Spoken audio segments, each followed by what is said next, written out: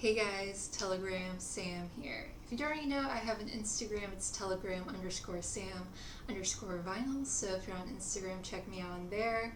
I hope everyone who celebrates Christmas had a good Christmas yesterday. Mine was pretty boring. It was just me and my cat chilling, watching movies, listening to music, reading the shit I normally do every day. But yeah, I hope you guys had a good one, surrounded by all the people you love. But yeah, this video is going to be my top 10 vinyl finds of 2021. This was a little bit harder because this was a big vinyl buying year for me. I kind of finally had the expendable income to finally really invest in my vinyl collection. And plus I just found a lot of gold, just stuff I've been looking for years since I started collecting when I was in my early teens. And I've just gotten really, really lucky this year. So it was hard to will it down to 10, but this is my 10. Kind of like the last 2021 video I did. The first 9 records I'm going to show aren't going to be in any particular order, but I saved my all-time favorite for the very last. So yeah, let's get into it. First off, I got to show this amazing album, Queens of Noise, The Runaways. It's an original 1977 US press. This isn't an expensive record. I think I paid like $30 on Discogs for it. I had been looking for anything for the Runaways for such a long time, and any record store I go to, but even like the reissues that they recently started doing, I just never see anywhere. So I decided to go for an OG, and this one is in beautiful, beautiful condition. I would describe this as hard rock, glam, punk, for those of you who aren't familiar with the Runaways. They were an all-girl teenage band from LA, and this was their second album. This was produced by Earl Mankey, who worked with the Beach Boys, and also kind of partially by their crazy manager, Kim Fowley. But this is my favorite Runaways album. They were very influential to me in my teenage years. They were kind of like the first female punk band that I knew of, and I just thought they were so fucking cool. And I remember watching the Cherry Bomb music video all the time on YouTube. Just the coolest, and they weren't doing it just to be like, oh, we're women, so we should do it to like show up the guys and show that we can do it. They were just doing it because they loved doing it and loved rock punk music, and I just love this album so much. It has Queens of Noise, obviously. Born to Be Bad, Neon Angels on the Road to Ruin is one of my all-time favorite songs. It has one of the greatest guitar riffs. I just love that song so much. It's almost like kind of proto-metal, almost. It has a very metal undertone to it, and you could kind of hear what Lita Ford would end up doing in the 80s in that song. I love Playing with Fire, California Paradise, Johnny Guitar. That's kind of like a slow burner, like sleazy blues song. I love that song. I just love everything about this album. This is definitely like a all-time favorite album for me. Just so influential, and I will always be a huge Runaways fan. So another one from one of my all-time favorite bands that I never see a lot of their stuff out in the wild. This is Back in the USA by the MC5. This is original 1970 US press. And for those of you who aren't familiar with MC5, they're sort of like a garage, proto-punk, hard rock band. Back in the USA is a Chuck Berry song, and they do a cover of that song on this album. And I just love this cover photo. It almost kind of looks like a Renaissance painting. I just think it's so cool. But yeah, this was their debut studio album. This was the follow-up to their infamous live album, Kick Out the Jams. And this was produced by John Lando. I think this was the first album he produced, and this was before he went on to be like Bruce Springsteen's manager, producer, kind of a little bit of everything for Bruce. But I just love this album. It's definitely more kind of reminiscent of like 50s rock than like sort of the heavier stuff they were doing on Kick Out the Jams. But they do a cover of Tutti Frutti. Teenage Lust is a good one. Let Me Try is such a beautiful like slow jam ballad. I love that song. And then you also have High School, that's a good one. Shakin' Street, The Human Being Lawnmower, and then Chuck Berry's Back in the USA. I just love this album. This is just a very short and sweet album. I think it's only slightly over 20 minutes, but it's just a killer hard rock, sort of proto-punk album, and MC5 is just one of my all-time favorite bands, so it's nice to have an OG of one of their albums. Next up, we got Jane's Addiction self-titled debut, first press. This came out in 1987. Great alt-rock, kind of a little proto-grunge. This was a live album that they recorded at the Roxy. They do covers of Sympathy for the Devil and Rock and Roll. And this has the first rendition of Jane Says on it. This kind of just like fell into my lap. One of the guys who I had bought some stuff from on Discogs, we kind of ended up figuring out that we lived less than a mile from each other, and he sent me like an an Excel spreadsheet of some stuff he was trying to sell in order to get some repairs for his cars, and he gave me a really, really good deal on this, and this thing is like near mint condition. It's in really fantastic condition. But yeah, not like the biggest Jane's Addiction fan, but I couldn't say no to this, and I really like it, and it kind of re-sparked my interest in Jane's Addiction, so that was a cool find. Next up, another big teenage want for me. Been looking for this. I never thought I would find an original press of this. This is Blank Generation by Richard Hell and the Voidoids. This is an original 1977 US press. I got a really stellar deal on this at a local record store because it has some water damage on the bottom here, but like they say, you can't play the cover, and the vinyl is in like near mint condition. It had no scratches, no hair, no dust. It plays so beautifully. So to me, that's more important to me than the state of the cover. So yeah, just another one I just fell in love with as a teenager, would listen to all the time on YouTube.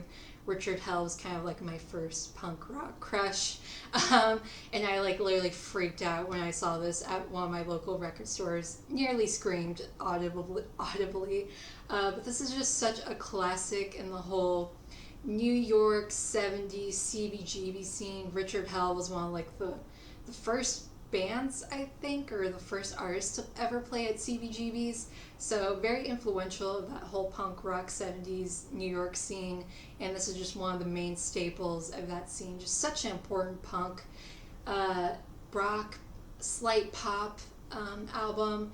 Yeah, obviously I have the song Blank Generation, Walking on Water, Another World, Down at the Rock and Roll Club, New Pleasures, Love Comes in Spurts, another great song of his. Just so good, neat, a must-have.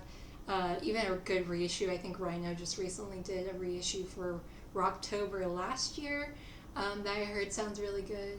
But such an essential if you love punk music, especially early punk music. And this one was kind of just like, I just bought it because a lot of people in the vinyl community talked about it, but it has quickly grown into one of my all-time favorite albums. This is Hot Buttered Soul by Isaak. This is the original 1969 US press. Great funk soul with little spurts of psych. Again, this is just something I saw a lot of people in the vinyl community talk about as like one of the greatest soul albums, kind of proto-funk albums, and I saw it for like $12 at my record store. These are really cheap. You can find these for less than $20.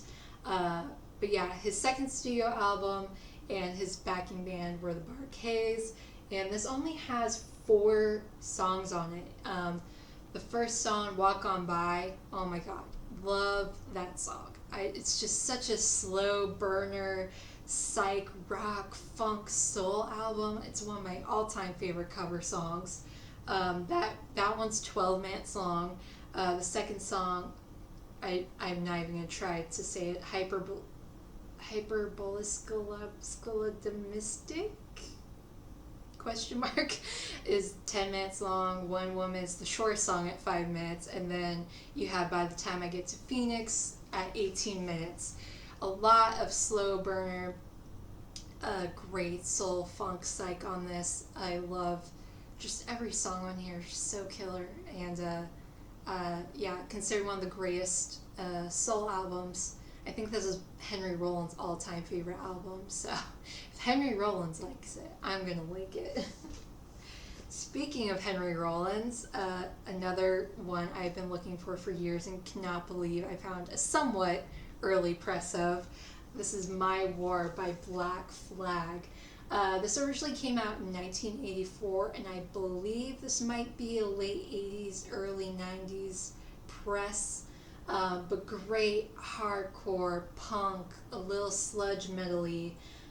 This was their second studio album, and this record has been out of print since the 90s, so these are really, really hard to come by. And this is, surprisingly, I did not pay more than like $30 for this, which is insane to me. And it's in beautiful condition. The cover, the record itself, I just cannot believe I found this. But the first side is very typical of their fast hardcore punk sound that you heard on their first album, Damaged. But the second side of this album is where things get interesting.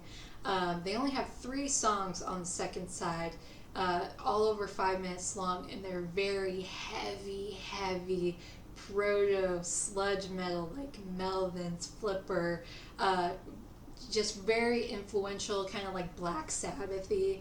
Oh my god. And one of my all-time favorite punk songs, Scream, the last song on this album. I just love that song. It spoke to me when I was a teenager and very angry and mad at the world, and yeah, this album will just always hold a near and dear place in my heart. So finally happy to have it on vinyl. Taking a bit of a left turn here.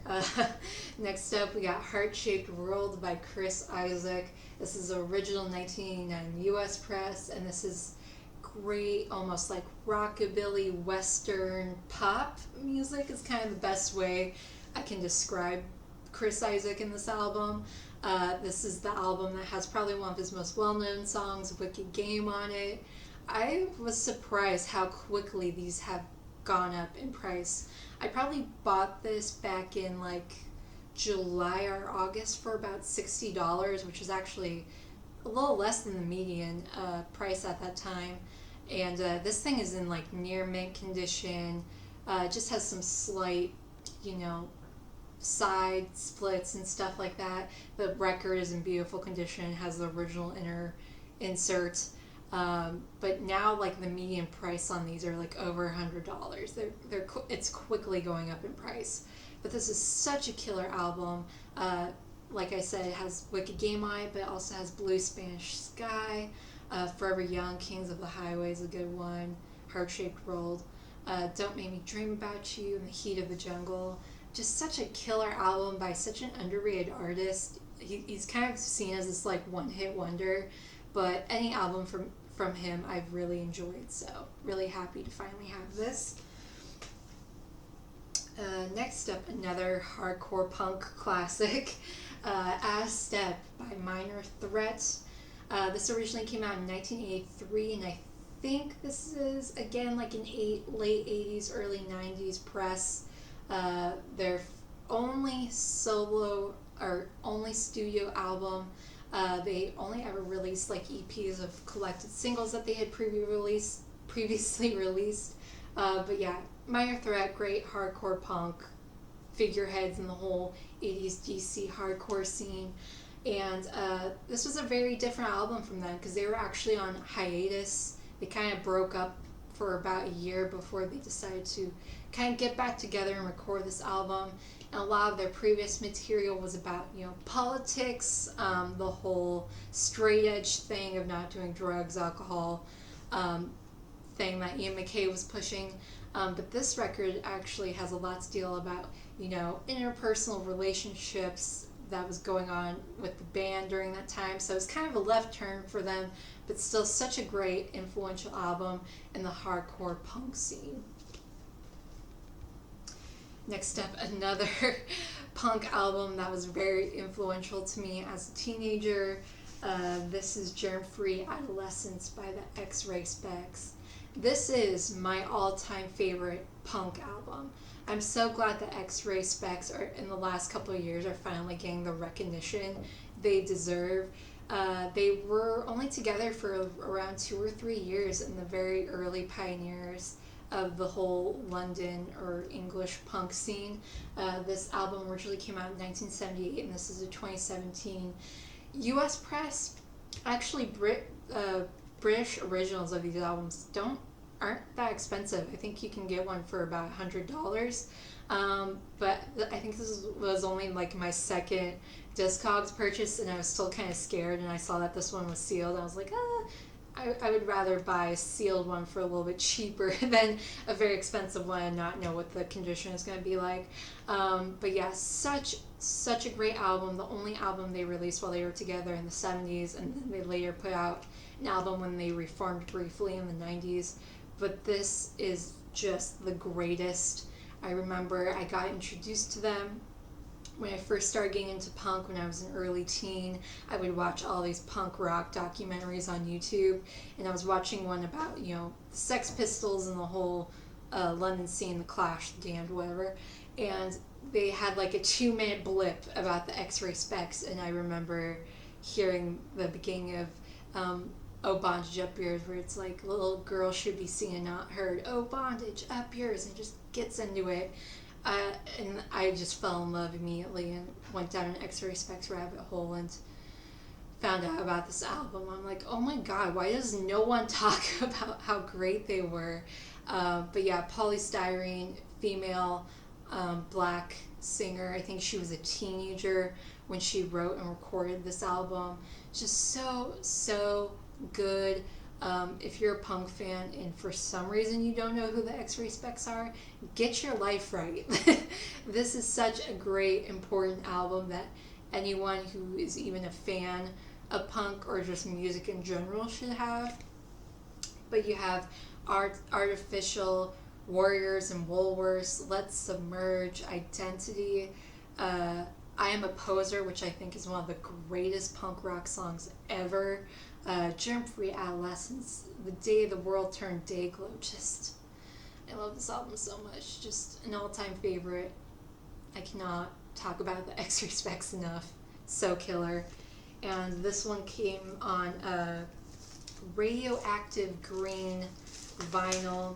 I think this was a limited 500 press color variant, so yeah, just get this album. If you're a music fan, you should have this album. Okay, saved the best for last. This is my all-time favorite find of 2021. Yeah, I still can't believe I have this album. This is just one of my all-time favorite albums. I've talked about this before a couple times. But this is Queens of the Stone Age self-titled debut.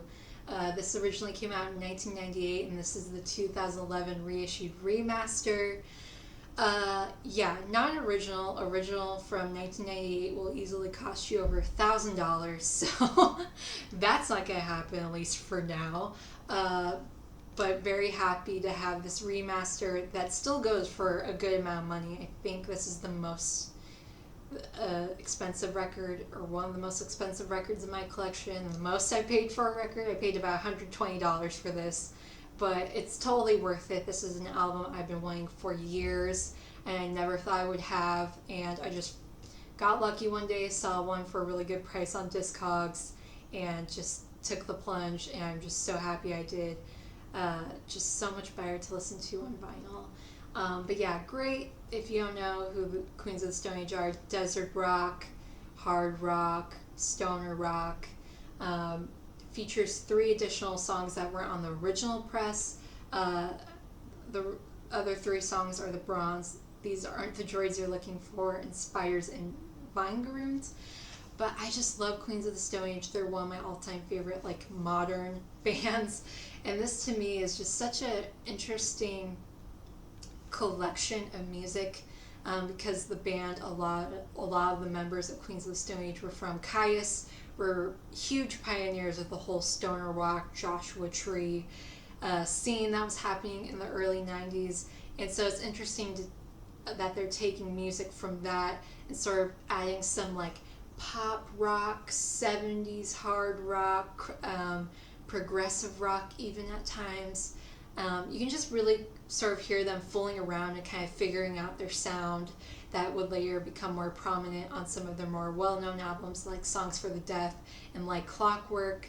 Actually, they did a tour when this remaster came out, and that influenced a lot of the songs that ended up being like on Like Clockwork. So yeah, just love this album so much. This is my all-time favorite Queens of the Stone Age release. I just really love it, and I cannot believe I have this on vinyl in my hands. So happy to finally have this.